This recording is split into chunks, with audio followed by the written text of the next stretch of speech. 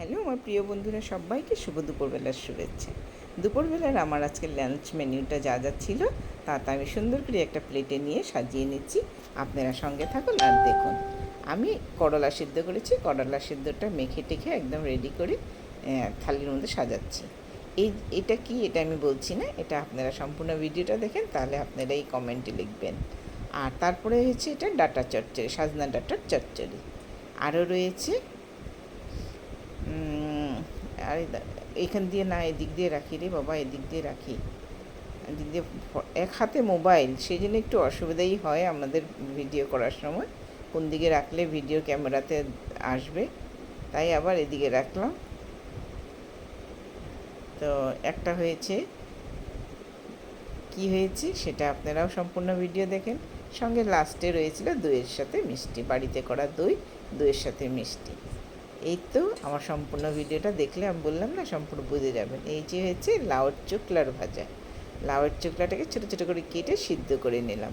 কড়াইয়ে কয়েকটা শস্য দিয়ে, শুকনো লঙ্কা দিয়ে যখন ফুটে উঠেছে তখন আমি লাউয়ের চোকলাগুলোকে দিয়ে দিলাম, একটু লবণ দিলাম আর একটু হলুদ দিয়ে এটাকে একটু সময় ভাজা ভাজা করব। কিন্তু আঁচটা একদম কম দিয়ে কিন্তু এটাকে রেখে দিতে হবে, প্রায় 3 থেকে 4 মিনিট তো রাখতেই হবে, আঁচটা বেশি দেবেন না। একদম ঢেকে রেখে দিলাম। 3-4 মিনিট পরে দেখেন কি সুন্দর শুকিয়ে এসছে আর একদম ঝুরঝুরা হয়ে গেছে। আমার মোটামুটি ভাজাটা হয়ে যাচ্ছে। আর এদিকে আমি লাউটাকে একটুখানি লবণ দিয়ে একটা সসপ্যানের মধ্যে সিদ্ধ করতে বসিয়ে দিয়েছি। আমার লাউয়ের চোকলা ভাজা হয়ে গেছে। কড়াইয়ের মধ্যে একটু তেল দিয়ে গোটা জিরা দিলাম, আরও শুকনো লঙ্কা, যখন ভাজার গন্ধটা বের হয়ে গেছে 1 চামচ আদার পেস্ট দিয়েছি, আরও কাঁচা লঙ্কা 4টা চিড়ে দিয়ে দিলাম। ভাজা ভাজা হয়ে এসছে, এর মধ্যে 1 চামচ হলুদ দিয়ে দিচ্ছি আর 1 চামচ জিরার গুঁড়ো দিয়ে ভালো করে ভাজা ভাজা করব।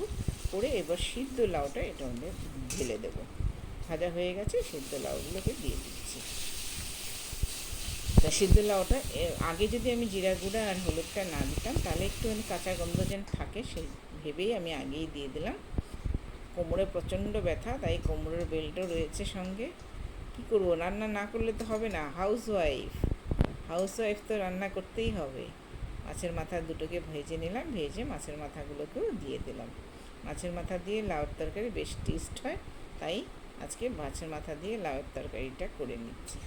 প্রায় 5 মিনিট মতন ঢাকিয়ে রেখে দিয়েছিলাম। এখন দেখেন একটু ভেঙে মাছের মাথাগুলোকে সুন্দর ভেঙে দিয়েছি, ভেঙে এখন আবার আপনাদেরকে দেখাচ্ছি, দেখেন কি সুন্দর হয়েছে।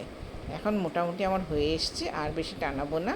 একটু ধনিয়া পাতার গুঁড়া তো দিই না আমি, তাজা ধনিয়া পাতা দিয়ে একটু লেড়ে নামিয়ে দেবো। একদিকে আবার সসপ্যানের মধ্যে বসিয়ে দিয়েছি ভাতের মধ্যে তিতা করলা দিয়ে দিয়েছি, করলাটাও ভাতের মধ্যে সিদ্ধ হয়ে যাবে। আমি জেনারেলি দিই না, আজকে একটু ভাবলাম যে আবার সিদ্ধ করবো, তাই এটার মধ্যে দিয়ে দিলাম। কিন্তু ভাতের মধ্যে দিলাম, আমার মিস্টার ভালোবাসে।